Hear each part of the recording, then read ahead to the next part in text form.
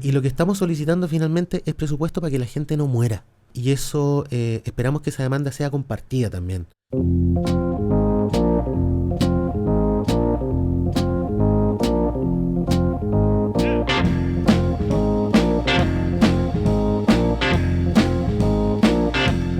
Bueno, bienvenidos y bienvenidas a Voces por la Salud. Bueno, en este podcast que está realizado con mucho cariño para todos ustedes, los que nos están mirando desde allá, este es un podcast realizado con una mirada sindical, pero muy crítica al respecto, pero por sobre todo bien humana con respecto a la contingencia nacional, pero en el ámbito de salud pública en todo Chile.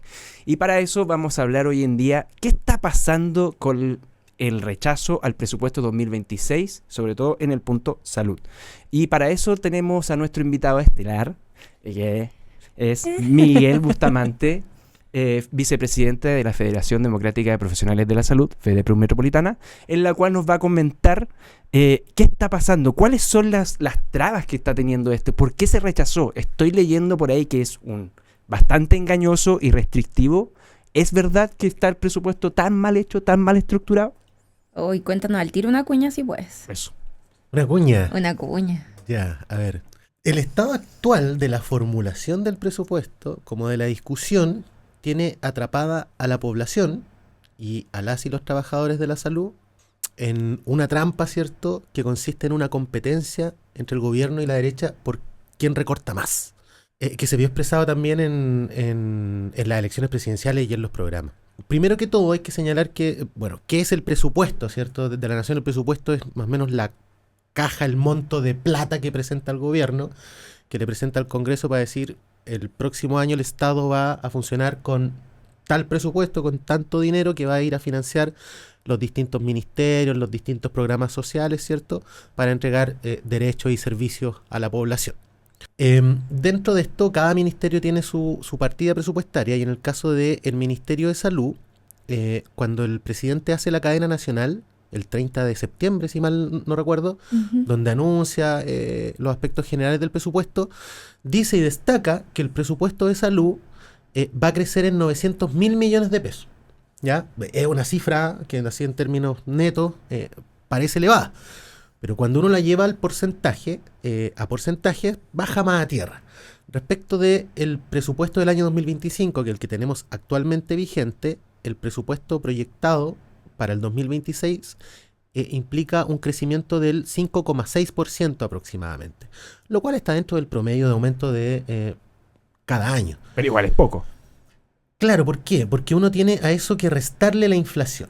La inflación proyectada es de un 4%, hasta ahora, al menos, es lo que proyectan los economistas, ¿cierto?, los especialistas. Entonces, si tú tienes un presupuesto que crece 5,6%, si le restan la inflación, que es un 4%, solamente va a tener un crecimiento real de 1,6%. ¿Ya? ¿Y qué es lo que pasa particularmente con la formulación del presupuesto de salud? Cada presupuesto tiene distintas glosas, subtítulos que van, por ejemplo, para financiar al personal, para compra de servicios, compra de insumos, etcétera. Y dentro de estas distintas glosas están construidas con distintos inflactores. ¿Qué son los inflactores? Eso. Es lo que es la inflación, que se proyecta para hacer crecer el presupuesto, que se introduce como arbitrariamente. Generalmente los gobiernos lo que hacen es decir, bueno, el inflactor con el que vamos a construir el presupuesto va a ser el IPC o la inflación proyectada. Pero el gobierno, al menos en el presupuesto de salud, aplica una variedad de inflactores que va del 0 al 3,1%. Entonces, por ejemplo, en la glosa de gastos en personal, que es lo que los sueldos, fundamentalmente, el inflactor que se ocupa es de un 0%. Por lo tanto, el crecimiento de los salarios va a ser de 0%. Por ejemplo, en términos de gastos operacionales, se proyecta un crecimiento, se utiliza un inflactor del 2,1, 2,3%. Sí, ya, 2,1%.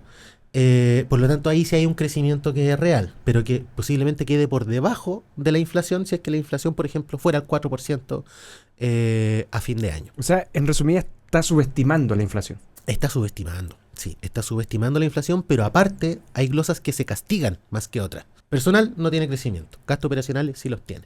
Y estos gastos operacionales posiblemente van a ir a financiar los énfasis que se pusieron en el mensaje presidencial, que tienen que ver con incorporar 2 patologías al GES, ¿cierto? Que es la depresión severa, la fibrosis quística. Y enfermedades de salud mental.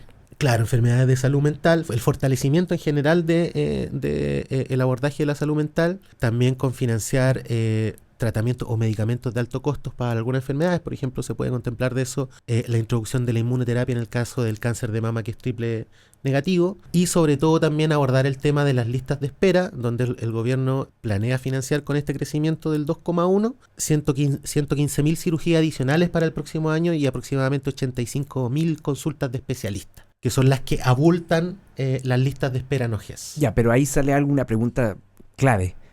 ¿Todo eso se va a externalizar? Porque pareciera ser que para allá va la externalización hacia las privadas de esta glosa, podría decirse.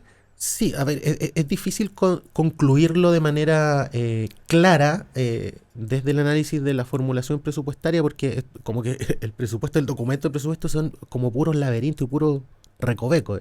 Lo más posible es que vaya para los dos lados, tanto para financiar mayor compra de insumos, ¿cierto?, en los hospitales, pago de la luz, de los pabellones, etcétera, pero también, porque crece también las glosas que tienen que ver con compra de servicios a privados, entonces también le van a ir a comprar. Pero eso genera más gasto. O sea, claro, porque es un gasto ineficiente. La compra de servicios privados es un gasto ineficiente porque los privados valorizan sus servicios más caro que el valor que tiene una prestación dentro del sistema público. Y ahí está el negocio. Dentro de un hospital, que muchas veces hasta 3 veces más. Exacto. O sea, el valor de una cama, que por día, por ejemplo, en el sistema público te puede salir 300.000 pesos aproximadamente, en el privado son 900.000 pesos. Entonces es un gasto totalmente ineficiente. Exacto. Pero aquí también está primando, que este es el principal problema que tenemos hoy día, está privando tanto a nivel de... Uno lo puede comprender dentro de la derecha porque es su ideología, pero también a nivel del gobierno está primando una visión de administración neoliberal del sistema, donde no se están introduciendo cambios estructurales, no se está fortaleciendo el sistema público. Por ejemplo, la glosa de inversiones, que es la plata con que se construyen nuevos hospitales, nuevos CEFAM, etcétera, se compra nuevo equipamiento, cae en un 2,4-2,9%, pero el año pasado ya había caído un 19%. Entonces, los proyectos de los nuevos hospitales, los nuevos CEFAM que el gobierno está anunciando, son principalmente proyectos de arrastre del gobierno anterior, y no está claro cuál es la infraestructura nueva que se construye desde este gobierno. Y eso, al final del camino, al final de la ecuación, implica, entonces uno puede hacer un análisis crítico y construir un juicio, que se sigue debilitando el sistema público de salud. Uh-huh. Pero ahí aparecen como esas dobles lecturas de con qué fin, para qué, por qué. Porque si vemos la edad hacia atrás, todo lo que ha ido ocurriendo en este último tiempo es disminuir los recursos para la salud pública. Y se ha pensado siempre en externalizar o privatizar todo lo que tiene que ver con listas de esperas, con cirugías y otros. Entonces mi duda surge... nosotros como federación, ¿cuál es la visión o de qué forma nos estamos planteando a este gran inconveniente presupuestario que estamos viviendo, considerando que nos estamos viendo todos afectados desde que ya tenemos 2 consumos de mes, ya estamos debiendo 2 meses ya? Entonces quería saber desde la federación cuál es la visión, cuál es el punto o cómo lo vamos a atajar, qué estamos haciendo nosotros actualmente.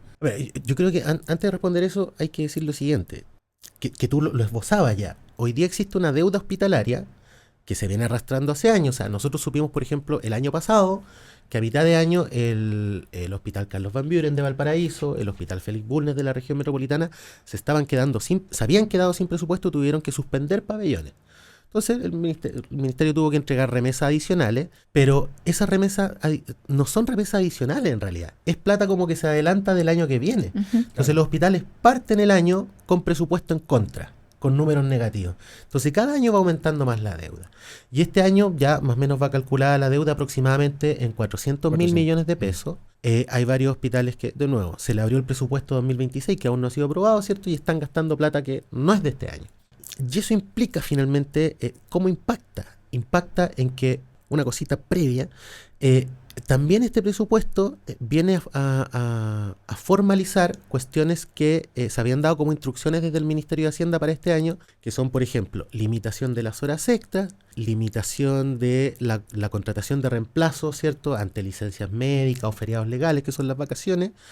La está limitando a que, por ejemplo, se contratan reemplazos cuando estos permisos son mayores a 30 días. Pero si son menores, no hay reemplazo. Y eso implica trabajadores fuera que no están siendo reemplazados y que por lo tanto se sobrecargan los equipos de salud.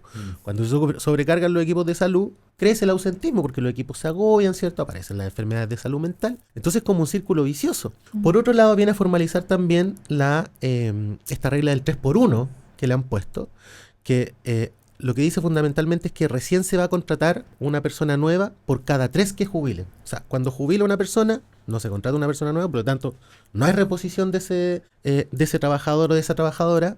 En la segunda tampoco, y recién en la tercera se va a contratar a una persona.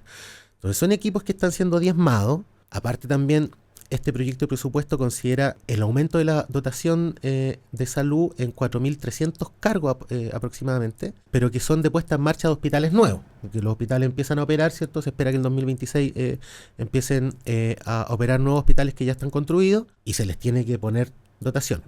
Entonces crece la dotación en 4.300 trabajadores aproximadamente, pero el ítem para pagar sueldos no crece. No crece. Por eso te digo, entonces, ¿cómo es eso? Es más personal con el mismo ítem de sueldo. Va a generar más deuda finalmente, porque tú no le puedes pagar menos a los trabajadores. Y sobrecarga y O sea, precarización. va a implicar posiblemente un reajuste que sea menor a la inflación, si es que nosotros no salimos a luchar por recuperar el poder adquisitivo que hemos perdido, y también va a generar más deuda para el Estado. Y eso finalmente es vernos atrapados en esta trampa que mencionabas tú, que pareciera ser, que yo creo que es efectivamente así, una política de desmantelamiento del sistema público de salud que tiene como fin, entre otras cosas, o principalmente, ir pasándole plata al sector privado. Un sector privado que está constituido principalmente por clínicas e ISAPRES. En el caso de la ISAPRES, ellas tienen al 20%, no, ha disminuido incluso, van como en el 16%. Se vinieron como 2 millones y tanto para acá. 2 millones y tanto se vinieron para FONASA, a raíz de la crisis de la ISAPRES.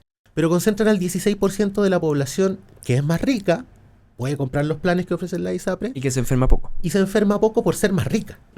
Y desde ahí entonces, digamos, obtienen ganancias que las conocemos, que son exorbitantes y groseras. Pero también están las clínicas privadas, que el Estado cuando les compra servicios, al venderlo a los precios que tienen los privados, se van abasteciendo también. Y una de sus principales fuentes de ganancia es la compra del Estado hacia allá. Pero nosotros tenemos que proyectar igual.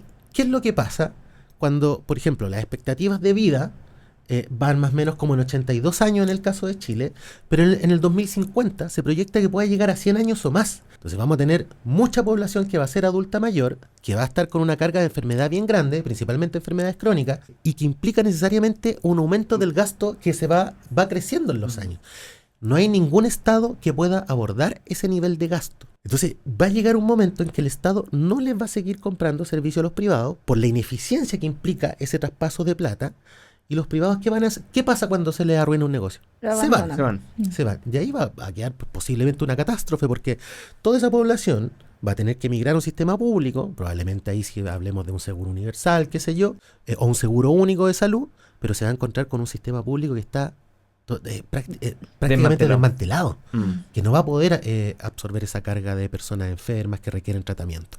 Y hay otra cosa, ya que estamos prácticamente hablando de que estamos como en una especie de bicicleta en la cual estamos prácticamente gastando más en tercerización o comprando servicios afuera y no estamos recibiendo la plata que se necesita, ¿se verán afectados los compromisos laborales que se están pidiendo, como por ejemplo la carrera funcionaria? ¿Qué nos puedes decir al respecto de eso? O sea, yo lo veo que se está viendo afectado también de contraparte con respecto a la glosa presupuestaria.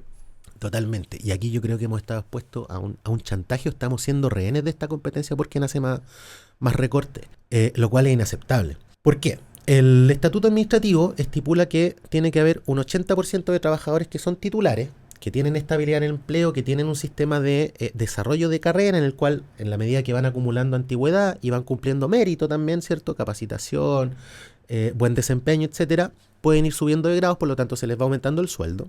y un 20% de contratas, que están definidos como trabajos esporádicos, ¿ya? Que son trabajos que se requieren hacer por un cierto tiempo, pero después no. Pero esta cifra actualmente está totalmente invertida. Tenemos un 20% solamente de trabajadores titulares y un 80% de trabajadores a contrata en el sistema de salud al menos. Lo cual implica inestabilidad laboral, despidos solamente porque te falta plata, porque no te tincó el trabajador, qué sé yo.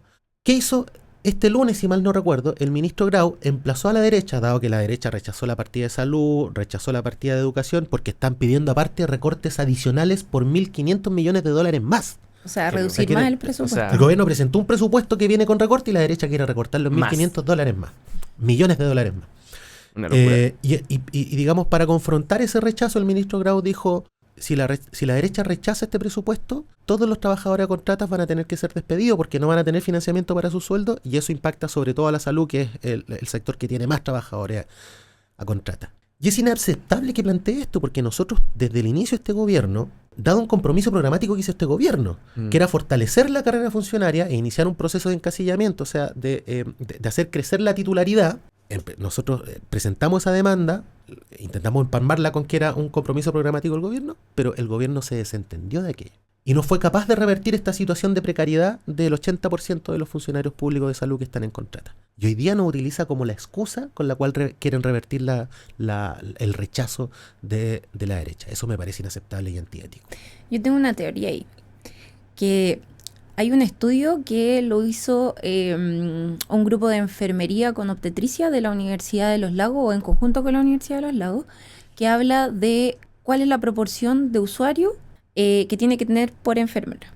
Se supone que en Chile son 14 usuarios por una enfermera, pero acá en Chile pasa que va desde 9 a 24 pacientes en razón de si están en turno o no, y si es de noche es peor, son 24 usuarios. Versus la realidad que se vive básicamente en Estados Unidos y Australia, que en verdad son 5 usuarios por una enfermera o enfermera. Mi teoría habla de que en el fondo se busca precarizar la salud pública en razón de poder externalizarlo, y este plan es como hacernos ver a nosotros como funcionarios y funcionarias públicos que no hacemos bien la pega. Y a la población en general. Exacto, y la gente considera que atendemos mal, que hay una lista de espera eterna, pero nadie considera o nadie observa que nosotros no estamos siendo potenciados económicamente para dar las prestaciones. Y en recursos humanos. Exacto, por ejemplo, a un médico de especialidad en el privado le pagan valor hora, no sé, 80.000 pesos. Y en el público 40.000, 30.000 pesos. Obviamente que es mejor para ellos ir a prestar el servicio a una clínica, a grandes instituciones. Entonces, este plan que se está creando en razón de mostrarnos como pocos eficientes sin darnos los recursos, es claro que es de orden ideológico político el que se está armando para desabastecer, por así decirlo, a la salud como tal. Tú nos hablabas del bono de trato al usuario. ¿Tú podrías explicarnos en qué consiste eso, como para ligarlo con lo que acabo de explicar? Sí, porque, claro, efectivamente, como tú dices, hay una operación mediática orquestada para poner en tela de juicio la función pública y a los funcionarios y funcionarias públicas, sobre todo a partir del tema de las licencias médicas, ¿cierto? Entonces, no, el Estado está lleno de operadores políticos, los funcionarios son malos, entregan servicios de mala calidad, etcétera. Pero eso es solamente un mensaje que se difunde por los medios con fines, quién sabe cuál, pueden ser los que decías tú, pero que en la realidad no tiene asidero, porque hace 2 días salió la encuesta de trato usuario, que es una encuesta que se hace todos los años, donde se encuestan a usuarios, una muestra determinada, estandarizada, ¿cierto? De cada uno de los establecimientos de todo Chile, tanto hospitales de las distintas complejidades como CEFAM, COSAM, etcétera. Esta es una encuesta que el Ministerio de Salud licita, una consultora externa, la hace, digamos, son condiciones estandarizadas. Y en esta encuesta salieron los resultados hace 2 días, en una escala de 1 a 7, todos estos establecimientos, hospitales, CEFAM y direcciones de servicios de salud, son evaluados en un rango que va. El primero, que al menos en los establecimientos de alta complejidad fue el San Juan de Dios, que obtuvo la mejor nota y está en primer lugar en el ranking, un 6.99. Y el último, CESFAM, tiene un 6.1. O sea, estamos súper bien evaluados. Estamos súper bien La evaluado. población evalúa bien los servicios, porque la población también, yo creo que es capaz de darse cuenta de que en los hospitales públicos los funcionarios hacen salud y atienden con la precariedad que ellos mismos constatan, que los mismos pacientes constatan.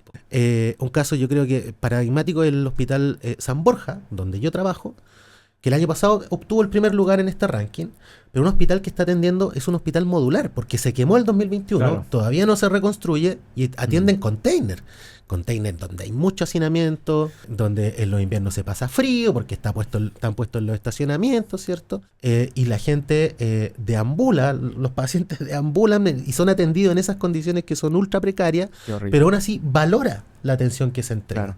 Claro. Humanizada. Entonces, claro, yo creo que hay que sacar esas cosas también. Pues, o sea, la gente también tiene que reflexionar porque muchas veces se replican estos discursos de que son todos los funcionarios públicos malos.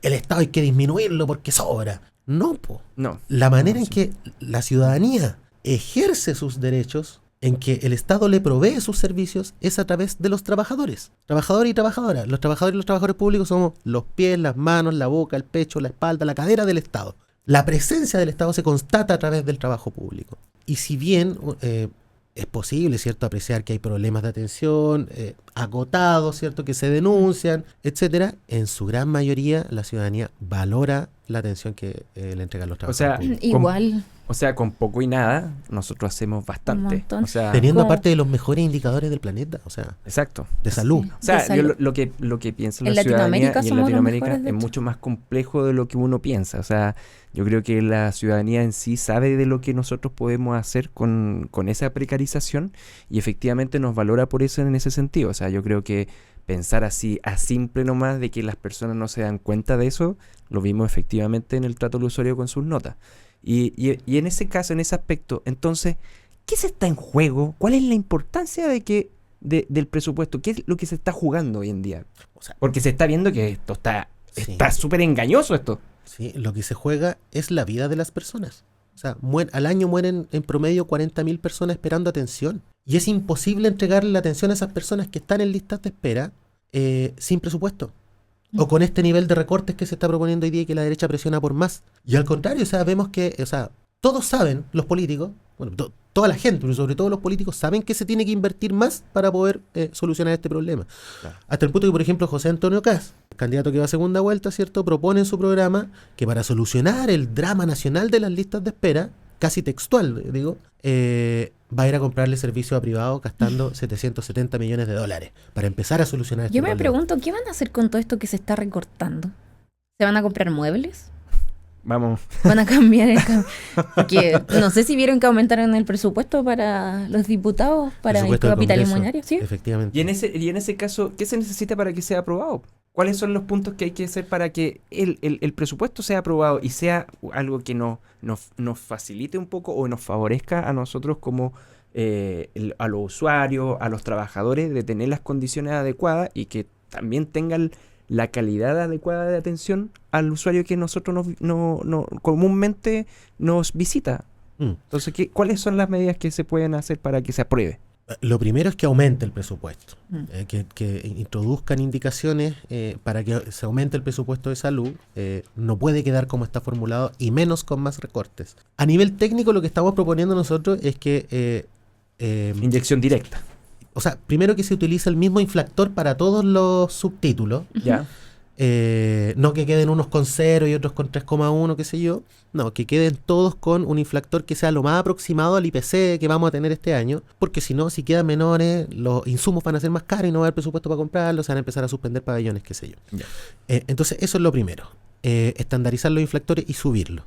Lo segundo, y tiene que ver con cuestiones más concretas de establecimiento, al menos nosotros a nivel de la región metropolitana, hay situaciones que tenemos catastradas, ¿cierto?, que requieren solución urgente. Uno es el tema de los honorarios que siguen trabajando, que están concentrados sobre todo en los establecimientos del Servicio Metropolitano Central, que este año no fueron traspasados a la contrata porque no tenían respaldo presupuestario. O sea, no había ningún ítem. la glosa de Nada, honorarios no había tenía ni uno. cero pesos. Entonces estamos poniendo que tenga, exigiendo que tenga respaldo presupuestario hoy día para que el próximo año, a través del proceso regular legal que regula el traspaso en horario de contrata, sí puedan haber traspasos. En segundo lugar, por ejemplo, está la situación del Hospital Metropolitano, un hospital que es el ex hospital militar, ¿cierto?, que pertenece al Ejército y que está cedido al Ministerio de Salud a través de un comodato que se acaba el 31 de diciembre del próximo año.